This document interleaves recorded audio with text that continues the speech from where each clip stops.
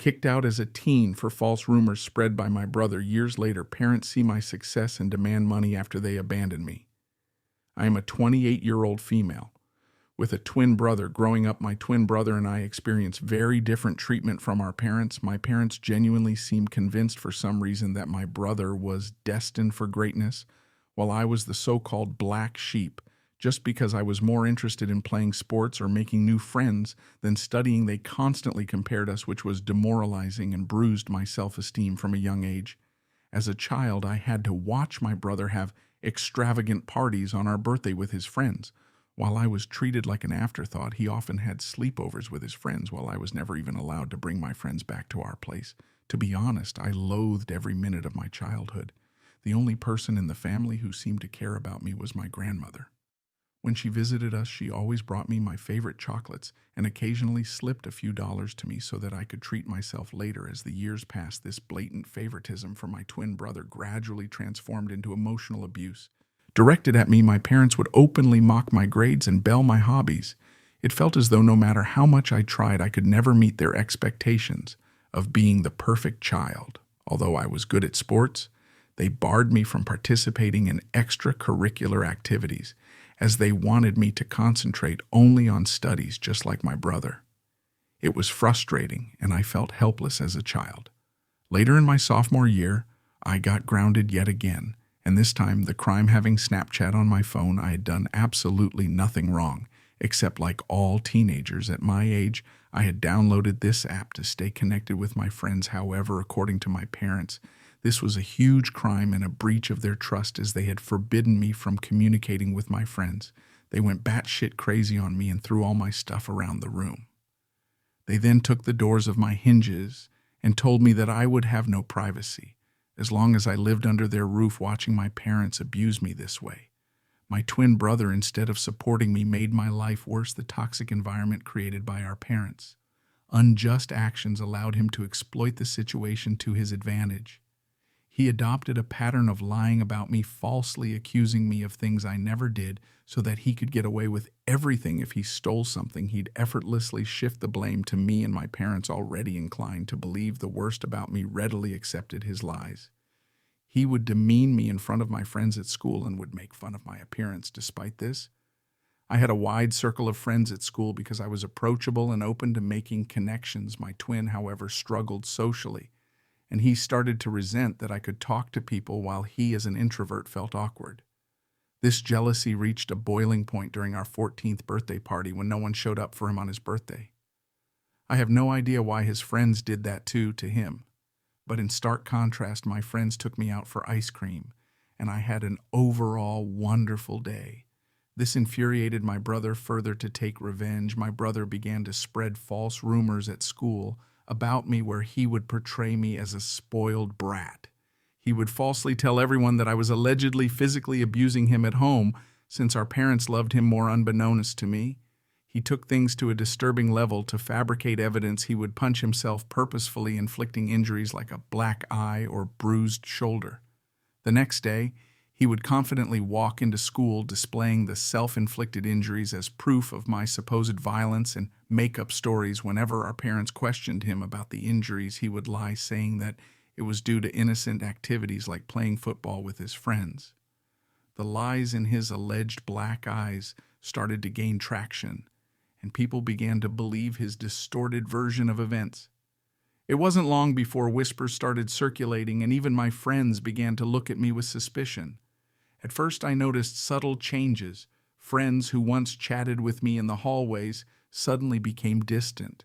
Invitations to group hangouts became fewer and farther between. It was like had been flipped, and people were hesitant to associate with the supposedly spoiled girl accused of violence. One day, I mustered the courage to ask my ex-best friend why things had changed between us. She opened up about how my twin brother had been spreading rumors about me. She revealed the detailed lies he had told everyone, accusing me of things I had never done.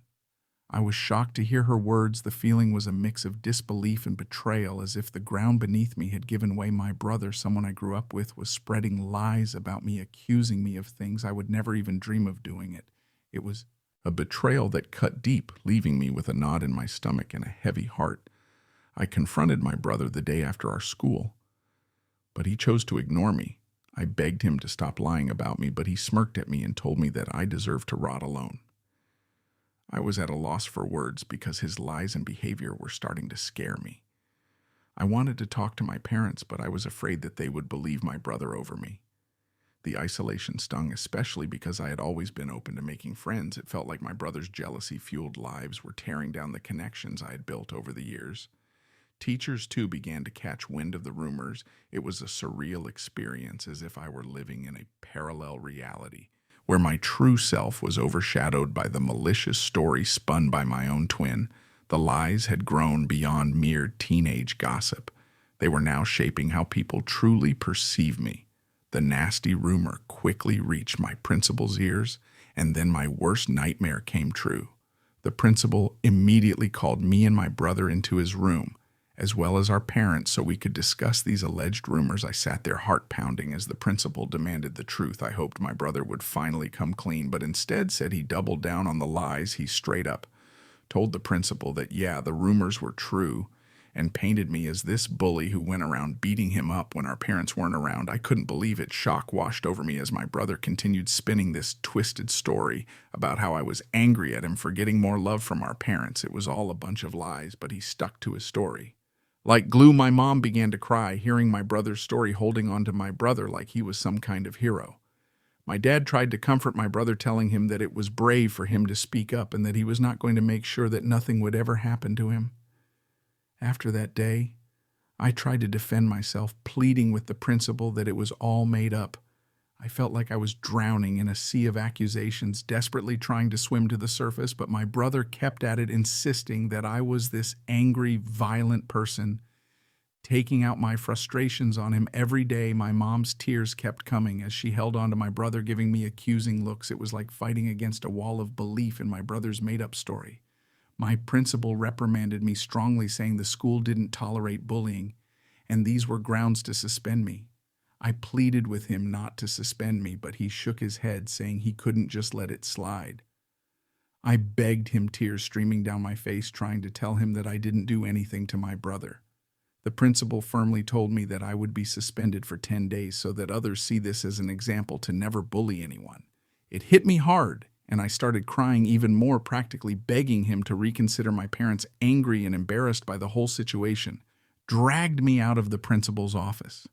I didn't want to leave. I wanted to plead my case and make them understand, but they were having none of it.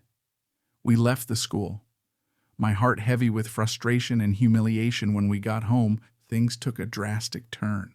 My dad started packing up my stuff out of the blue. I was shocked, confused, and had no idea what was happening.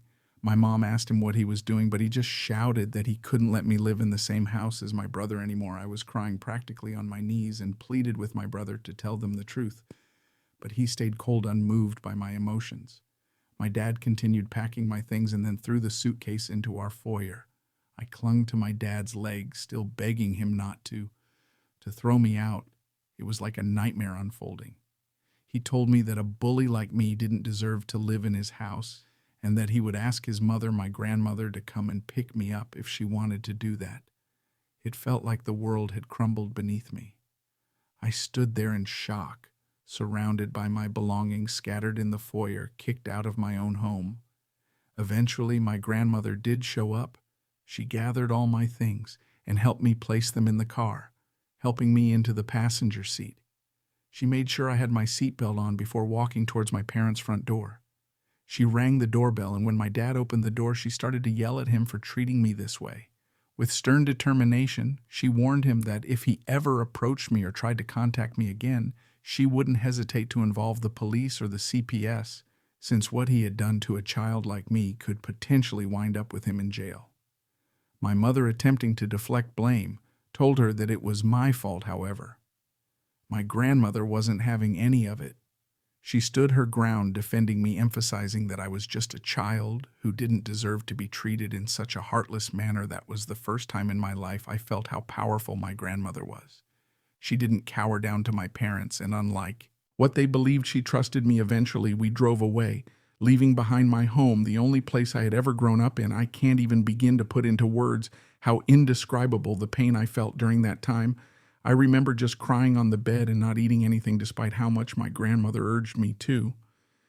I told her what my brother had done, and she was shocked as well. She assured me that she believed my side of the story, and I was happy that I at least had one person who had my back when the 10 days of suspension lifted. The prospect of returning to school felt like stepping back into a lion's den as I entered the familiar hallways.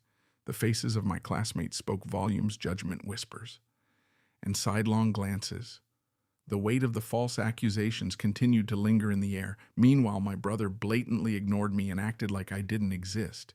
He had become friends with a few people who believed his side of the story and saw him as the victim of my attacks. No matter how much I tried to tell my side of the story to anyone, it fell on deaf ears. I was an outcast, branded with an unjust label that clung to me like a shadow no matter where I went: the classroom, the cafeteria, the corridors. The eyes that met mine were filled with disdain and mistrust. I became a loner. I would keep my head down and attend all my classes, have lunch alone in the cafeteria, and would straight go back home. I had no friends, and it felt like everyone pretty much didn't want me there. Throughout all this, my parents never once called a checkup on me. My grandmother would constantly remind me that this was not my fault and that life would eventually be okay. I graduated high school with good grades and was looking forward to college, where hopefully I would have a better life. It was only when I went away to that I first experienced what freedom felt like for the first time. No one was watching over my shoulders. No one was comparing my grades, and no one was trying to compete with me. I met people and formed friendships with like-minded individuals despite the emotional and physical scars I had sustained over the years due to my family and peers. I concentrated on putting it all behind me and enjoying this college experience as much as I could. During this time, I discovered my knack for content writing. I had always been someone who wanted to be a writer, but I wasn't sure if it would be sustainable for a long time. Hence, I decided to ditch my dream, but to earn some side money, I decided to start writing as a freelancer. I signed up on various freelancing sites, which helped me secure jobs from prominent clients. This is how I slowly started building a portfolio of my work throughout college. I maintained this side hustle and never asked for a penny from my parents when I graduated from college. Instead of getting a corporate job, I realized that I could pursue content writing as a full-time job. I was doing quite well because of the multiple clients and the long-term professional relationships I had with them, which allowed them to rope me in multiple projects of theirs. Having a legitimate freelancing career not only made me financially independent, but also allowed me to travel the world as a digital nomad. Traveling helped heal me from my past.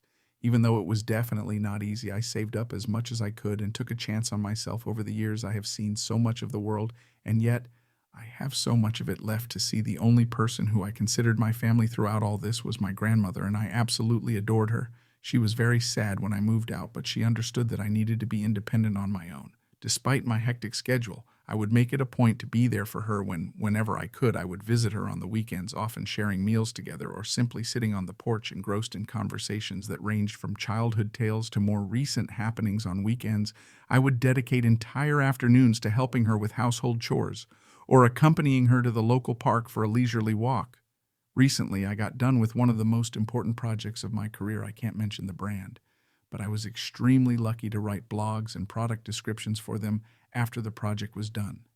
I requested the team I worked with to leave me positive reviews on my websites, which they were more than to do so. I then took screenshots of some of their reviews to post on my Instagram, as I knew working with this brand was a huge deal as expected. A lot of other content writers reached out to congratulate me on my professional success and even reposted my story to help spread the word. This is how I started getting messages from strangers who also needed help with their website. My relatives noticed this as well, and some of them reached out to congratulate me. Eventually, I was contacted by my college's principal. He had reached out to me after seeing that I was doing so well and wanted me to come to college for a seminar to talk to stud students about building a career as a content writer. I was quite nervous, as I don't do well when it comes to public speaking, but I decided to take a chance and agreed. When I found myself standing before eager faces sharing my experiences and insights, I felt like my life had come full circle. I spoke in my speech about the struggles I faced and how I worked hard to sustain myself despite all the hard days. It was honestly a very fulfilling experience to empower others and contribute to the growth of the writers' community. Some of my clips started going viral on Facebook groups as people reason with it. It felt good to be finally recognized for my hard work. Last week, I was invited to speak at a local news channel. It was a show about the benefits of content writing, and they invited me to share my journey and insights with their viewers. I was a bit nervous, but also excited for the opportunity. During the show, I talked about my experiences, the importance of client reviews, and how a simple appreciation post could open doors to incredible opportunities. The opportunity to reach a broader audience and inspire more individuals in the field was both humbling and exhilarating when it finally aired. I shared some of these clips on my Instagram also, as I was proud about being invited to a TV show. This is how my relatives and cousins started finding out how well I was doing in my career, you see. Because my parents never talked about me to anyone, they had no idea that I was working with popular brands and getting invited to TV shows. This is how word quickly spread within my family. I guess this TV interview must have finally reached my parents' ears also, because just a few days later I was working on another project and had my phone on silent. When I was done with my work, I checked my phone, and to my surprise, there were 6 missed calls from my mom. I was honestly shocked to see her name on my phone, as it had been a long, long time since she had called me. After all those years of silence, I couldn't fathom why she was calling me. I hesitatingly called her back, and she picked up immediately. I asked her if everything was okay, and my mom started to congratulate me. My dad, probably sitting right there with mom, jumped into the conversation. Also, he started to inquire about my life and well-being, and I answered their questions without much thought. It didn't strike me as unusual until they began to ask how much I was earning these days. I told them that it was none of their business, and my dad replied that we were family, so I shouldn't feel shy telling them my income. I told him that I was doing well financially. Hearing this, my mom then began to say how hard their life was these days. My brows furrowed in suspicion. Basically, here is how our conversation pretty much went. Mom, we are retired now, and we have been wanting to renovate the house for a while now. It's not in the best shape, but we have no savings left. Me, okay. Mom, your success has given us hope. After watching your TV interview today, we thought maybe you could help us out by paying for the renovations. Dad, after all, we are a family. You shouldn't hesitate to share some of your earnings with us. We can really use your help. Me, are you joking with me? Why are you asking me for money when you haven't even talked to me for years? I don't know what made you decide to reach out to me. And while I appreciate the congratulations, I'm not going to help you out in any way. Hearing this, my mom started saying how I was being and that I needed to support them as a family. My dad also added that as my parents, they deserved to be looked out after, and that this was the least that we could do. I was so pissed at this that I wanted to give them a piece of my mind. I suddenly got an idea that instead of just arguing with them, I should teach them a lesson forever, thinking that they could mooch off me after mistreating me. All those years ago, I told my parents that I was willing to help them, if and only if they agreed to my demands. My dad curiously asked me what it was. Without hesitation, I laid out my demand. If they wanted my help, they had to publicly admit in front of our family and friends that my brother was the mastermind behind the hurtful rumors that had tarnished my reputation. I wanted them to humiliate my brother the same way they had humiliated me in front of everyone by believing his lies and manipulation. I wanted them to take accountability for their actions and acknowledge the pain they had caused. Hearing my impossible condition, my dad began to question the necessity of such an admission. My mom told me how this was all quite unnecessary and that we could have a private discussion without involving others. But I held my ground. This condition was non-negotiable, a prerequisite for any assistance they wanted me to offer them in the future. As the tension escalated, my dad raised his voice, asserting his role as my father, and started to emphasize that it was my duty to help my family in need. My mom, in a last-ditch effort, urged me to do the right thing and help them, emphasizing the years they had spent raising me. I couldn't help but find irony in their sudden appeal.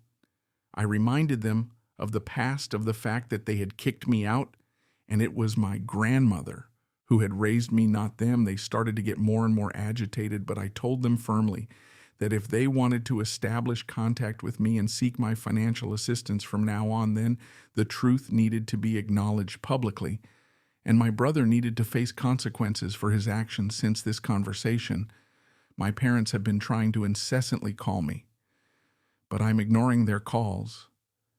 I am starting to regret even calling them back that day. I would like to know if I would really be in a hole if I didn't help my parents at all. Update 1, it's been a whirlwind of a week since I last shared my story, and the support and encouragement I have been receiving from everyone has been overwhelming.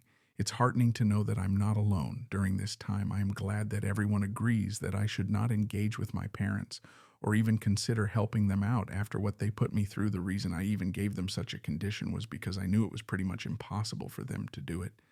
I know they love my brother too much, and despite the fact that they might have found out by now that it was all his lies, I know they will never put him through what they put me through today. My brother sent me a nasty text message after my parents again tried to contact me, and I refused to pick up their calls.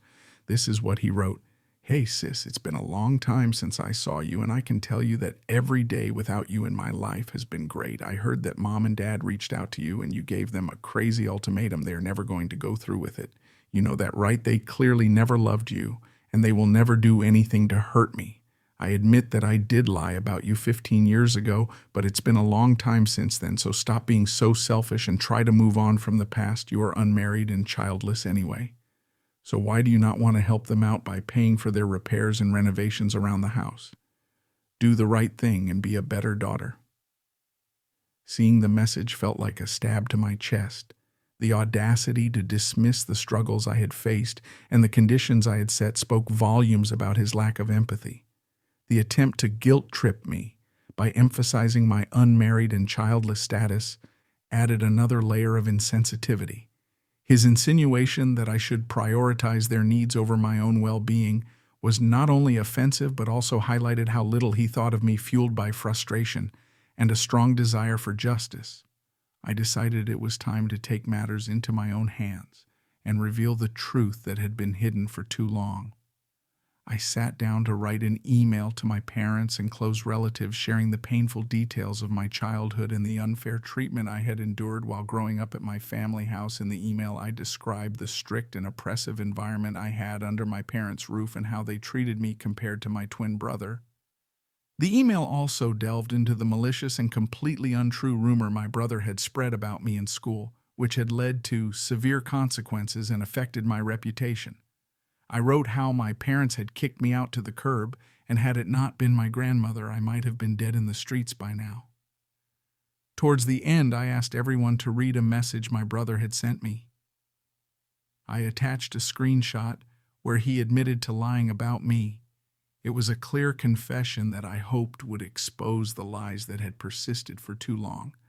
I sent the email just an hour ago, and I know that all hell will break loose once my parents and my brother read it. I will update you next regarding how my family reacts to my email. Update 2. It's been a month since my last update, and a lot of things have happened this month.